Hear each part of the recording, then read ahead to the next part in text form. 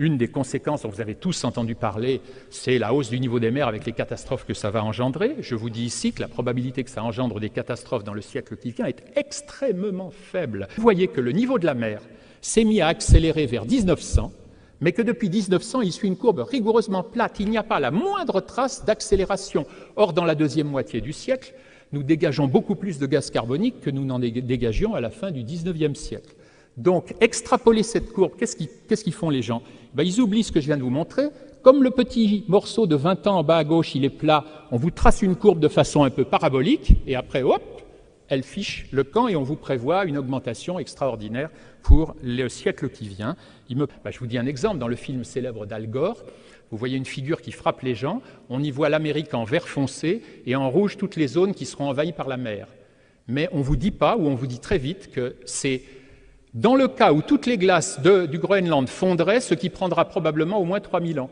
Et donc vous mélangez dans votre tête ce qu'on vous prédit pour dans 100 ans et une hypothèse pour dans 3000 ans, au cas où la banquise complète fondrait.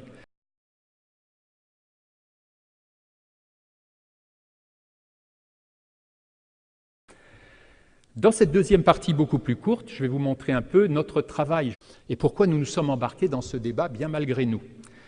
Je suis spécialiste du champ magnétique terrestre. Nous mesurons en permanence les variations du champ magnétique dans une centaine d'observatoires à la surface du globe et on était en train de se demander dans quelle mesure ces variations magnétiques de la Terre étaient liées à l'activité du Soleil. Et donc on a regardé sur le XXe siècle, encore une fois une courbe qui va de 1900 à gauche à 2000 à droite, nous avons regardé les variations du champ magnétique dans deux observatoires, l'un en Alaska, l'autre en Écosse, pour prendre des endroits très distants. Ce sont les courbes bleues et vertes. Quand on regarde l'activité du Soleil, on a la courbe violette. Alors celle-ci ne démarre qu'en 1950, mais je peux vous assurer que vous auriez la même qualité de corrélation avec des données qui commencent à partir de 1900. Vous voyez qu'il y a une chute, une recroissante et une redécroissance qui vont ensemble. Ce n'est pas une grande découverte. Ça nous montre que la variabilité du champ magnétique dans les observatoires du monde dépend directement de l'activité du Soleil. On le savait, on le montre plus finement qu'avant, mais ce n'est pas très nouveau. Ce qui était nouveau pour nous en 2005, quand nous avons sorti ça, c'est qu'on a mis par-dessus une des versions de la courbe globale de température que vous avez maintenant vue plusieurs fois, elle est en rouge. Donc on a pris une courbe de M. Jones, toujours le centre du Hadley Research Center, on s'est dit tiens, ça colle pas parfaitement, mais c'est marrant, la température monte jusque dans les années 40, descend jusqu'en les années 70, monte après, mais en revanche, ce dont on est aperçu, c'est qu'à partir de 1985, on a l'impression que la température est vraiment en train de monter, alors que toutes les indications du Soleil et du champ magnétique descendent. Donc il y a 4 ans, notre conclusion était, tous les gens qui dans les premiers rapports du GIEC ont dit que le réchauffement climatique commençait en 1850, chose qu'ils ont corrigée dans l'avant-dernier rapport du GIEC qui disait que c'était 1950, eh bien nous pensons que s'il y a un réchauffement climatique anormal, ce qui est tout à fait possible, il ne semble se dégager qu'à partir des années 80. Avant, les variations accompagnent tellement bien les variations du Soleil que penser que le Soleil en est responsable, comme il l'a été des cycles de Milankovitch et de tout ce qui s'est passé avant dans l'histoire de la Terre, n'a pas l'air déraisonnable. Alors qu'à la date d'aujourd'hui où je vous parle, l'écrasante majorité des climatologues continuent à se demander si le cycle du Soleil a une influence sur la température. Eh bien, nous répondons clairement oui. Grâce à des méthodes mathématiques de traitement du signal, c'est ça que nous avons apporté, nous étions spécialistes de ça. Et c'est pour ça qu'on a pu mettre le nez dans ce domaine. On savait le faire sur des données magnétiques, c'est pas plus difficile de le faire sur des données de température. Et vous voyez ici des courbes assez intéressantes. La courbe en rouge, c'est la variabilité de la température à long terme dans 50 stations météorologiques de l'État de Washington et d'Oregon aux États-Unis. Une fois de plus, ça descend jusqu'en 70, ça monte jusqu'en 80, ça descend depuis. Et dessous, vous avez deux indices de l'activité solaire. À gauche, c'est le nombre de taches du Soleil. À droite, c'est la variation du champ magnétique dans un de ces observatoires. C'est même un observatoire en Écosse. Donc, si vous regardez les deux courbes de droite, la bleue, c'est le Soleil mesuré en Écosse, et la rouge, c'est la température mesurée dans l'État de Washington, au nord-ouest des États-Unis. Donc vous voyez que cette corrélation est tout à fait frappante. Depuis, on s'est rapproché de chez nous, et on a fait ça sur l'Europe. Mais la chose essentielle, c'est que vous voyez que plus on travaille, plus cette corrélation entre quelque chose qui ne connaît que la température et quelque chose qui ne connaît que le Soleil est d'une corrélation absolument éblouissante. Et qui plus est, vous voyez que depuis les années 90, ça descend. Et donc on peut aller plus loin que nous ne pouvions aller il y a 4 ans. Il y a 4 ans en disant, tiens, la température continue à monter, pourtant le Soleil et le magnétisme descendent. Ben non, la température, elle descend.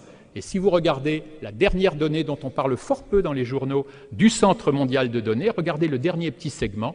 Quand on vous dit que les 10 dernières années sont les plus chaudes, patati patata, c'est les plus chaudes par rapport à une certaine période donnée, mais l'année la plus chaude, c'est 1998. Et depuis 10 ans, la température, en moyenne, décroît. Il y a 10 ans qu'on est dans la décroissance de température, après 30 ans de chaud, 10 ans de froid, etc. Vous voyez que ça ne reproduit absolument pas l'évolution du gaz carbonique, en tout cas depuis 10 ans. Alors peut-être que ça va reprendre, mais il faudrait qu'on nous explique la raison de ces variations qui, au contraire, vous le voyez, suivent pas à pas le Soleil. Voilà en revanche l'évolution de l'activité du Soleil depuis l'an 1600, depuis que Galilée a inventé la lunette et a observé les premières taches sur le Soleil.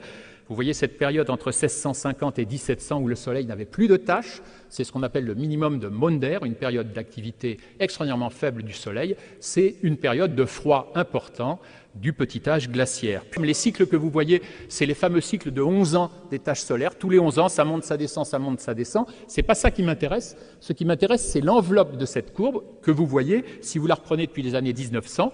Vous retrouvez cette fameuse courbe en M que vous avez vue partout dans le champ magnétique, dans le Soleil, dans la température, en Europe, dans la température mondiale, dans la température dans l'ouest des États-Unis. Ce signal solaire est pour nous de plus en plus évident.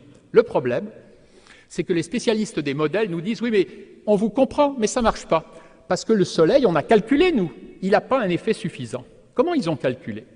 Eh bien, depuis 1978, on a des satellites qui mesurent la quantité de lumière qui nous vient du Soleil. Elle est calculée en watts par mètre carré, elle figure à gauche, elle est de l'ordre de 1360 watts par mètre carré. Et la façon dont on regarde la tendance du Soleil à très long terme, c'est qu'on prend les minimums. Vous voyez, il y a 2 minimums de cycle solaire avec un petit trait blanc. Et puis on regarde l'écart entre les deux, la valeur est donnée en bas, c'est 0,07 watts par mètre carré, disons moins de 0,1 watts par mètre carré. Et quand ils disent je vais faire un changement de 0,1 watts par mètre carré dans mon modèle, les numériciens nous disent j'arrive pas à changer la température assez. Donc votre Soleil il corrèle bien, mais il n'est pas assez costaud. Sauf qu'ils ont fait une énorme erreur qui vient d'être publiée ces mois-ci dans les journaux géophysiques internationaux, c'est que ces données de couleurs différentes que vous voyez, elles sont faites en raccrochant entre eux des satellites différents, et que ces satellites n'ont pas été correctement calibrés entre eux. Et 2 auteurs, Scafetta et Wilson, viennent de recalibrer les satellites de façon extrêmement soigneuse, de montrer qu'il y avait une énorme erreur dans cette zone grisée, qui est la zone pendant laquelle il n'y a pas de données satellites, et donc il faut une autre technique. Et par la technique qu'ils montrent, ils observent une augmentation de 1 watt par mètre carré, qui culmine en 1997 et qui rechute depuis, et on est dans un point en ce moment incroyablement bas. L'amplitude est donc 20 fois plus forte que ce que croyaient les modélisateurs du Soleil. Donc en faisant leur modèle numérique, ils ont injecté une force du Soleil qui est 20 fois trop faible. Et personne à ce jour n'a encore refait le calcul avec la bonne valeur. Qui plus est, vous voyez que ça monte au moment où la température du globe monte et que ça descend depuis que la température du globe descend. Ça n'arrête pas de s'accumuler et cette fois-ci, on commence à avoir le moteur et on commence à avoir l'amplitude.